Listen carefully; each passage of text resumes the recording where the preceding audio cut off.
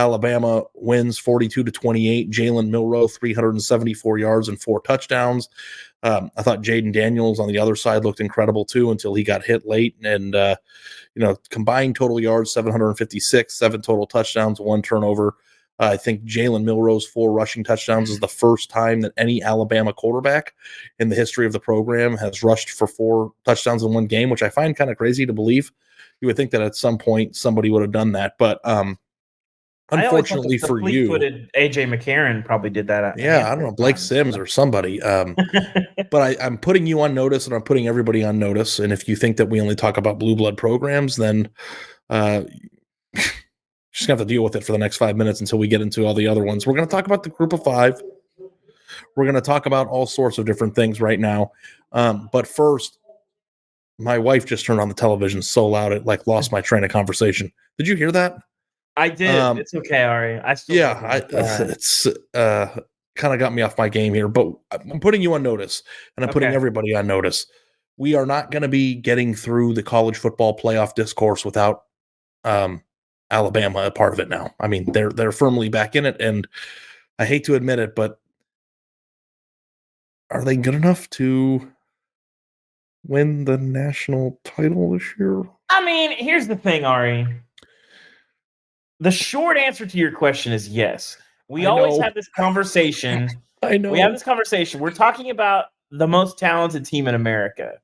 So, yeah, they're good enough to win the championship. Now, are they good enough to get through, Oregon and Georgia and Florida State and Michigan? I don't know. But, we've struggled all year to talk about this because Alabama is so tough to talk about because you watch them before the season. And I think all the things we thought have been mostly true and that they kind of have a dearth of weapons offensively. The offensive line really struggles to pass block. Their pressure rate, I think they're 119th nationally. I'd have to check where it is now, but they're outside the top 100 in protecting Jalen Milroe from being under pressure. All those things have been true. It's not like they've had all these weapons come out of nowhere. But the defense is very good. They've leaned into Milroe. They know how to use him very, very well, know what he's good at. And I think he's improving a little bit too. So Alabama is a complicated situation. But sorry. I think the most talented team in America is good enough to win the national championship. Well, if you would have – well, here's the thing. Since Alabama began the season with the quarterback dysfunction, and after losing to Texas, we have talked about them very little. We glance about it a little bit. Okay, hey, they beat this team or they beat that team. Are they going to make it to Atlanta? It's been passing discussion, but now, maybe even starting on Tuesday, I don't know what the rankings are going to look like, but Alabama is definitely a main fixture in that discussion in a world where there's a lot of people and a lot of teams that are vying for that discussion point. So I think that they need to come back to front row center. The light is on them. All those things. And the thing that I'll say about Alabama, their defense is very good. They're fast. They hit hard. All those things that we know about the most talented team in America. And I don't know how much of this was LSU's D, but Jalen Milroe actually looks like he's just found himself, and they're using him in a way where they can let him, run and use his legs and be an athlete. And, he makes some throws that are pretty incredible at times, but the offense is really working well when he just gets out and breaks contain and kind of can do his thing. So, again, I don't know if that's going to be good enough to beat a team like, Georgia in the SEC championship game. I don't know if it's good enough to win 3 games in a row against very good teams. But what I do know is if you ask Kirby Smart who the last team in the conference that he wants to play is, it's Alabama, and it's the team that they're going to have to play. And last week I came and I was sitting in a hotel, much like you are right now after a Georgia game, and I was very convinced that, that team is the cream of the crop and is going to win the national championship. But if you put the Georgia team that we watched on television today, which we'll get to, against this Alabama team in Atlanta in a dome, I'm not 100% certain that Georgia would win that game. And then at that point, you're putting Alabama up against Washington or, Florida State or another one of these teams that just is not equipped athletically to compete with them. So, it's going to be a very interesting scenario. I don't know if there's a scenario out here that after this long winding road of parity in the sport and all these crazy teams that are new onto the scene and exciting and sexy, that Alabama doesn't beat Georgia and both get in. Who knows? Well, that's the thing, Ari. I don't think I think it's important to note that Alabama to get in the playoff is obviously going to have to beat Georgia. To win it all, I would say decent shot. You got to beat Georgia twice. Beat Georgia twice, or beat Georgia twice, or beat Georgia once, then beat Ohio State or Michigan once, and then beat Florida State or Washington or Oregon or one of these other teams. Ari, a week ago, you're telling me we're about to hand Georgia the trophy, and now we don't even. I mean, I still think that I still think that. Well, here's the thing that changed. It's not that Georgia changed; it's that we added another team built like Georgia into the equation that we weren't considering last week. Yeah.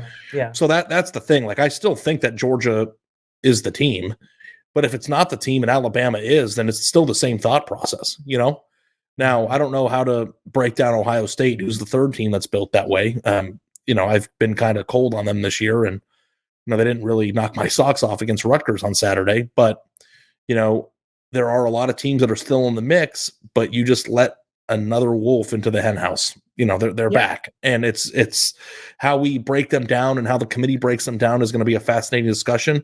And throughout the rest of the course of November and into maybe December, when the championship games are being played, Alabama is going to be a fixture in that conversation.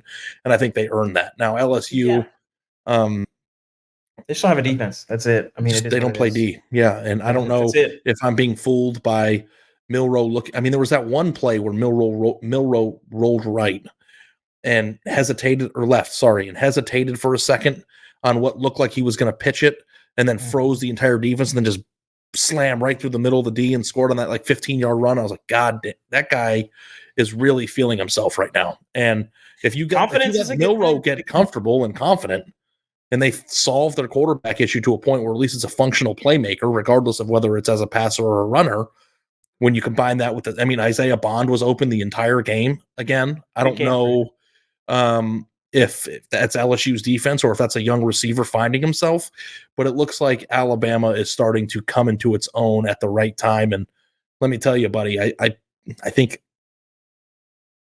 I might just say it. I think that Alabama is more likely to win the national championship than any of these other teams that we talk about that aren't built that way. Ari, I still think you're overreacting a little bit to. I know that you would never overreact to something, but no, I'm always right down the middle here. LSU and the way that team is composed was cooked up in a lab to make Alabama's deficits look like they're not deficits, i.e., skill position talent. I tried to warn you on the picks show. I said on Thursday, big game coming for Jalen Milroe. He's going to have a big game because everybody has a big game against LSU's defense. I need to check where they are in the stop rate, but I can guarantee you it's not good. Basically, any defensive metric, it's not good for LSU. And so I don't think that Alabama, that's not to say Isaiah Bond didn't have a great game or that Jalen Milroe didn't have a great game. But LSU can't cover. Their secondary, they're racked with injuries. Schematically, they just can't seem to get on the same page. They have busts all over the place. Their tackling is not good. So I don't disagree with anything you said about Alabama, but I think when you play a team with a functional defense, those skill position warts are going to be a lot more evident than they were tonight. So, I just have a hard time to some degree, you're right, dismissing putting up 42 against LSU and playing in a game like that. No, it's LSU, dude. Everyone's putting up. Ole Miss scored 55 on them. So what do we think about that? Here's what I think. I think that Alabama has 3 remaining games in the regular season against Kentucky, at Chattanooga, and at Auburn. All 3 of which they'll probably be double-digit favorites in. And then they're going to be playing in the Dome against Georgia, probably. So let's see what you want to say, but that's happening. So over under Alabama 24.5 points against Georgia in the Dome. Probably right. That's a good number. Thank you. I'd say over, but not feeling confident about it. Yeah. I think they could score 28-31. I think they could win a game. I don't against this Georgia. I don't think so against this Georgia. Yeah, defense. But then if that happens, then you're right back with Georgia again. So it's not, Alabama is just not eliminated before we get to Atlanta, which then creates a new wrinkle in the discourse and super exciting to add them back in.